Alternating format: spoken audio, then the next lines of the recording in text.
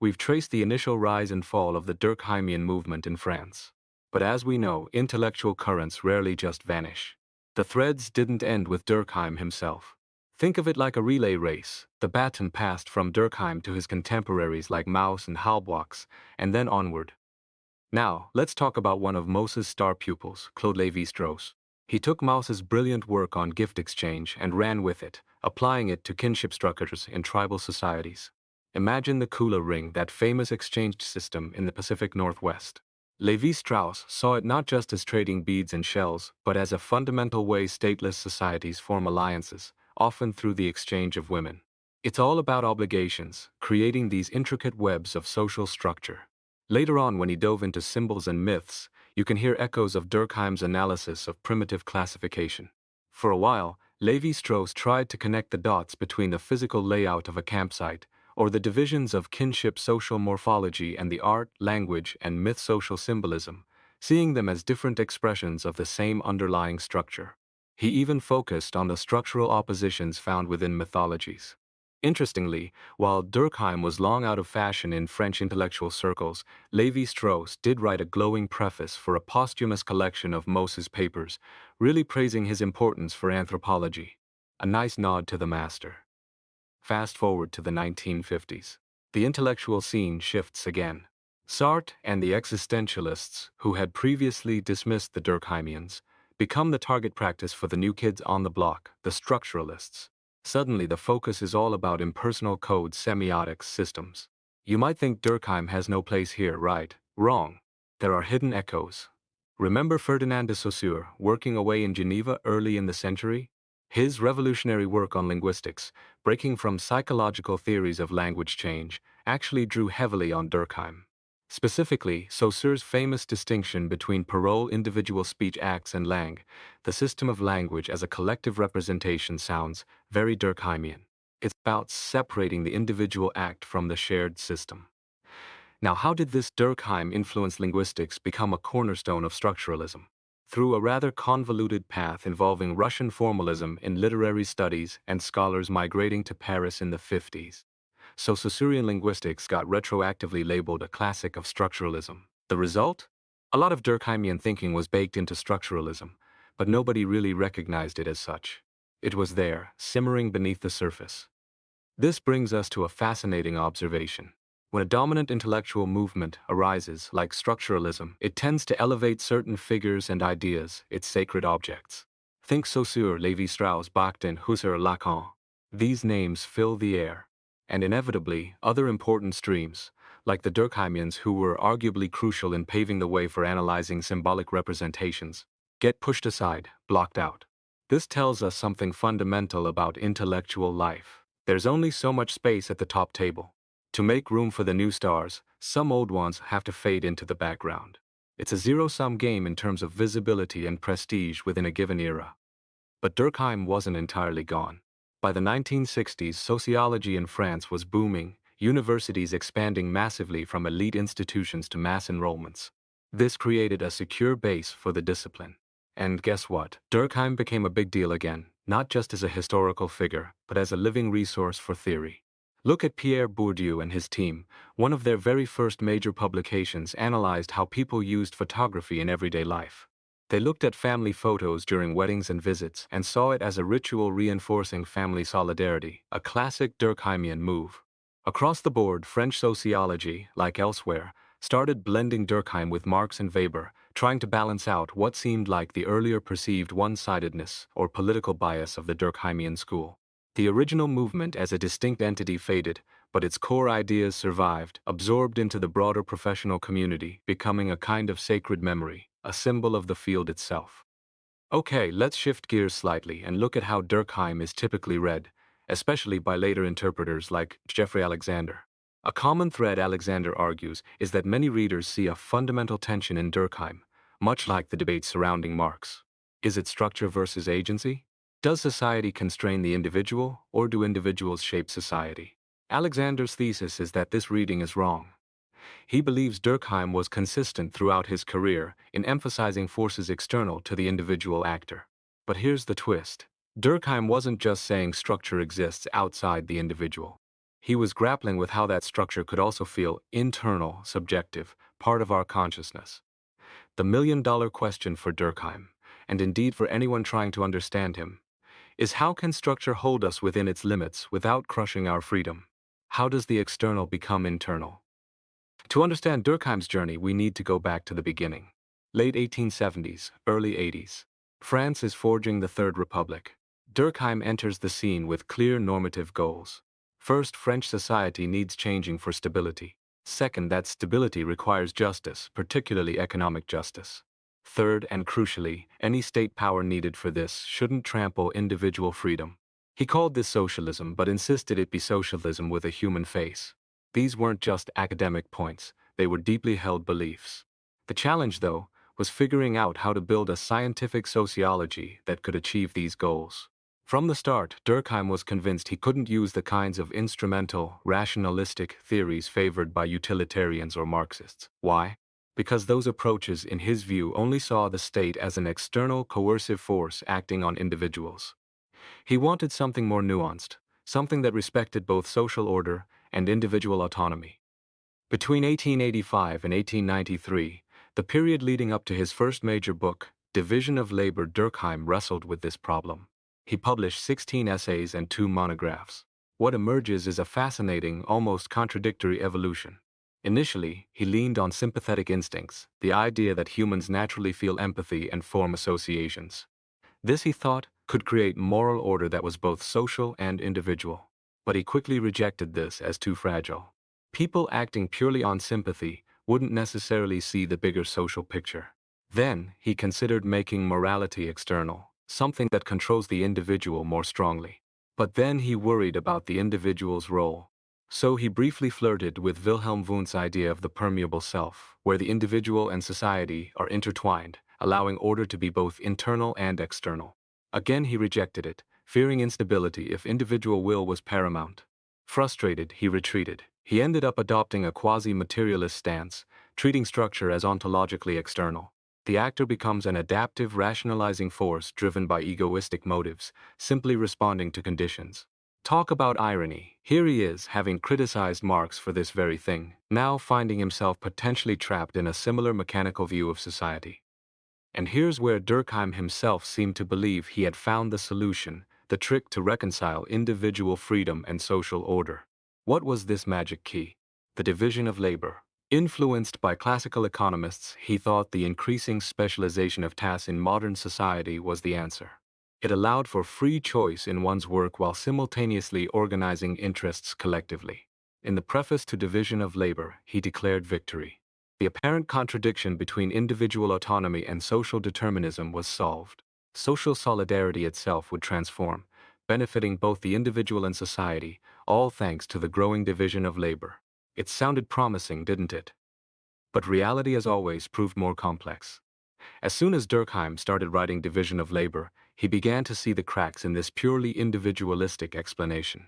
Book 1 starts with a very individualistic take. Special tasks naturally escape the collective conscience, and the contract is the basic form of cooperation. Makes sense on the surface.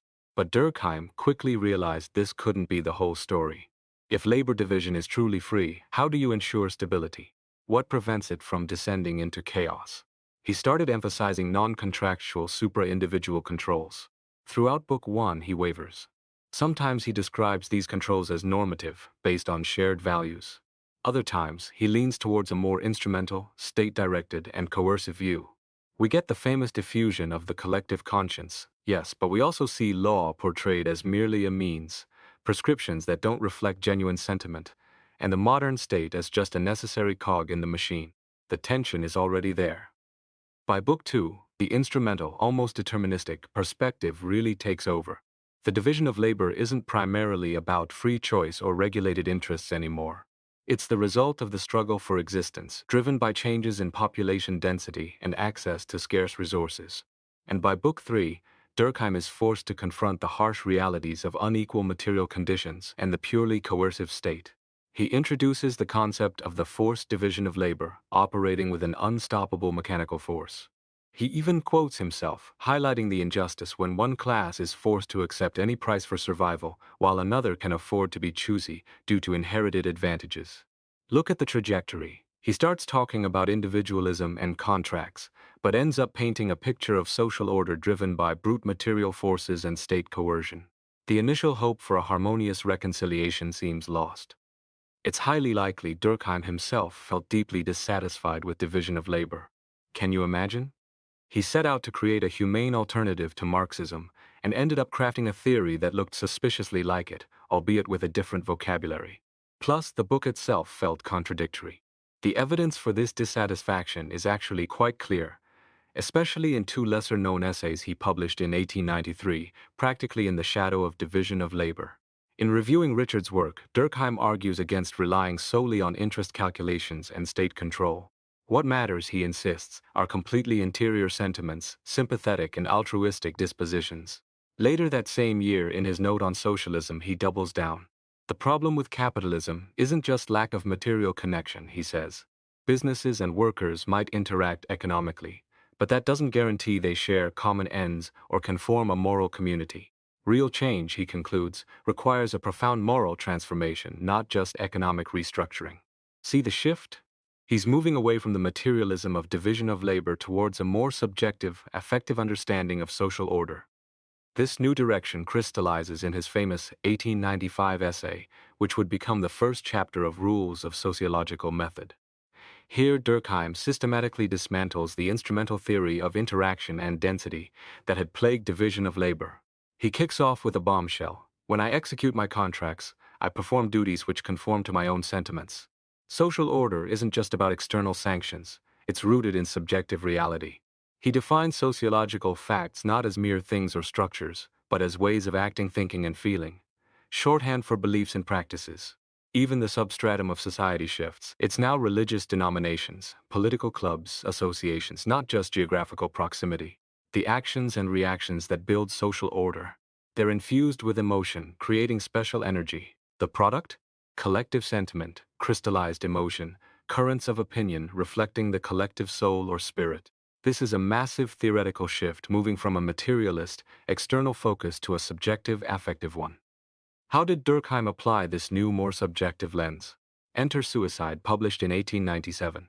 This book is a masterclass in applying his revised understanding of solidarity and affectivity to modern institutions. The key concept here is suicidogenic currents. These are supra-individual social facts that influence suicide rates. And what are these currents? They are described as a collective force of a definite amount of energy. Notice the emphasis. The underlying substratum is beliefs and practices, and society itself only has a physical existence in the last analysis. It's all about these collective, affective, normative forces shaping individual behavior and explaining societal patterns like suicide rates. This is Durkheim moving firmly into the realm of cultural and moral explanations. Now let's zoom out and look at the context. While Durkheim was undergoing this internal theoretical revolution, the world outside was changing too. The early 1890s saw a resurgence of Marxist ideas in France. Why? Partly because class conflict was spiking strikes, protests, and in 1893, a significant number of socialists actually got elected to parliament. This wasn't necessarily driven by Marx himself, but these events certainly made intellectuals pay attention. Major journals started publishing discussions on socialist theory, reviews of Marx and Engels, and the first dedicated sociology journal in France focused heavily on historical materialism. Even some of Durkheim's own brilliant students were converting to Marxism, reportedly studying Capital alongside Spinoza. Imagine Durkheim's predicament. He'd just finished his first big book, Division of Labor, which many were already misreading as Marxist, and he was secretly developing a completely different, more subjective theory. He must have felt like he was fighting an uphill battle just to be understood correctly. And the misunderstanding was rampant. Almost every review of Durkheim's work in the years following Division of Labor read his later writings as just elaborations of his first book. Critics universally agreed that Division of Labor itself was fundamentally materialist and mechanical. Braunschweig and Halevi, in their influential 1894 review, argued that even though Durkheim denied it, his analysis was ultimately deterministic. They even claimed his proposed method excluded psychology, completely ignoring Durkheim's explicit statements to the contrary. Charles Andler accused him of the Marxist error. Paul Barth, a follower of Dilthey, argued morality hindered progress in Durkheim's early work. It gets worse. The major Marxist intellectual of the time, Georges Sorel, praised Rules in 1895 for its anti-psychological emphasis and its focus on coercion, calling it real science alongside Marx. Sorel even suggested Durkheim needed Marxist philosophy to complete his project. Can you imagine Durkheim's reaction? Pure chagrin. He reacted with incredible vehemence, protesting too much, never acknowledging even a sliver of validity in these criticisms. This bitter resentment apparently lasted him for the rest of his life. So, how did Durkheim finally break free from this misinterpretation and find his own path? He later spoke of a revelation. In a letter from 1907, he wrote that it wasn't until 1895 that he truly grasped the essential role of religion in social life. This clarity came, he said, from encountering the work of Robertson Smith and his school of religious history. Smith's work was revolutionary because it linked theological ideas to actual religious practices and rituals, arguing that this interplay is what gives symbols their sacred power. Now this sounds like a huge epiphany, a complete break. But let's put it in context. Durkheim was already deeply dissatisfied with the materialism of division of labor. He already had a developing subjective model of social order in his Rules and Suicide. Encountering Smith's work provided the perfect vocabulary, the theoretical tools, to refine and complete this ongoing renewal. It wasn't a radical departure from scratch, but rather a convergence. Smith's insights helped Durkheim finalize his theory of how collective representations, rooted in shared practice and ritual, create social order. With this new understanding, Durkheim finally saw how society could be determinate, organized, and subjective all at once. The secret? Collective order is accepted because it's held to be sacred. Reverence and obedience become one. This spiritualization of his theory allowed him to systematically counter the materialist critiques. Look at Suicide from 1897. He argues legal and moral rules are the sacrosanct form of living sentiments. Immediately after, he adds a footnote practically shouting at his critics, "Don't reproach us anymore for substituting the exterior for the interior. We start from the exterior because it's given, but only to reach the interior." 2 years later, in the conclusion to his Elementary Forms manuscript, he flatly states, "Nothing is wider of the mark than the accusation of materialism." Social life, he argues, is defined by hyperspirituality. And perhaps most tellingly, in the 1902 preface to the second edition of Division of Labor, he admits his earlier explanation was incomplete. Adaptation becomes a rule only when the group consecrates it with authority. He's publicly disavowing the mechanistic functionalism of his earlier work. Finally, he had achieved his long-sought-after theoretical synthesis, a theory grounded in collective representations and sacred symbols, capable of explaining social order without resorting to coercion or pure materialism. Once he had this new framework, Durkheim was ready to confront the very tradition he felt misunderstood him, Marxism. He launched a direct counterattack. First, he responded to Paul Lafargue, Marx's son-in-law. Lafargue had criticized Richard, a member of Durkheim's circle, for being anti-Marxist. Durkheim rebuked Lafargue, arguing that socialism isn't a scientific theory about external coercion, but a collective representation, a religious force whose power proves the centrality of symbolic representation in social life. More significantly, he tackled Antonio Labriola, a leading Marxist philosopher. In reviewing Labriola's essay on the materialist conception of history, Durkheim laid out his differences. He conceded that Marx correctly focused on the artificial milieu created by humans, but he strongly disagreed with the primacy of material factors. Causes lie outside individual representations, Durkheim argued, but reducing them to industrial technology and economics is false. Instead, he asserted, religion is the most primitive of all social phenomena. Everything is religious in principle. Isn't it probable, he asked rhetorically, that the economy depends on religion much more than the reverse? This was a direct challenge to the core tenets of historical materialism. To champion this new, explicitly cultural or spiritual sociology, Durkheim founded his own journal, L'Année Sociologique, starting in 1898. This wasn't just an academic journal, it was a deliberate platform for his revised theoretical program. In the preface to the second issue, he made his stance crystal clear. The sociology of religion would take center stage. He acknowledged this caused some astonishment among his peers, but defended it vigorously. Religious phenomena, he argued, are the germ from which almost all other social phenomena derive. They contain all the elements of collective life in embryo. You can't understand our philosophical concepts of the soul or immortality, or even our perception of the world, without knowing the religious beliefs that are their primordial forms. The mission of Lannais, therefore, was to trace these connections, to demonstrate how religion permeates and shape all aspects of social life according to his new framework. Despite all this, Durkheim remained remarkably silent about the true extent of his theoretical transformation. He never publicly admitted the radical break, never disclaimed the instrumental assumptions of division of labor, nor did he acknowledge that Rules wasn't just a codification of that earlier work, but a blueprint for what was to come. Why such silence? Likely it was anxiety. Admitting a major shift risked undermining the perceived scientific objectivity and consistency of his entire body of work. He feared it looked like the failure of Saint-Simonianism, trying to get moral rule from economic matter. By presenting his later work as a consistent development, albeit a corrected one, he could maintain the appearance of a unified scientific project. Ultimately, he succeeded in differentiating his theory from Marxism in a way he felt conclusive, creating a symbolic conception of social structure that avoided the pitfalls of coercion. Whether he overcorrected and exaggerated subjectivity is debatable, but he achieved his goal, crafting a humanistic alternative to instrumental Marxism. So, that's a whirlwind tour through the evolution of Durkheim's thought.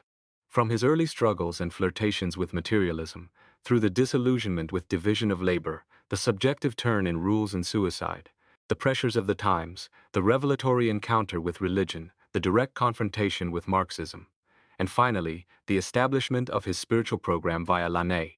It's a testament to the dynamic, often messy, process of theoretical development. It shows how context matters, how ideas can shift dramatically even within a single thinker's work, and why it's so crucial to look beyond simplified narratives to grasp the full complexity of intellectual history.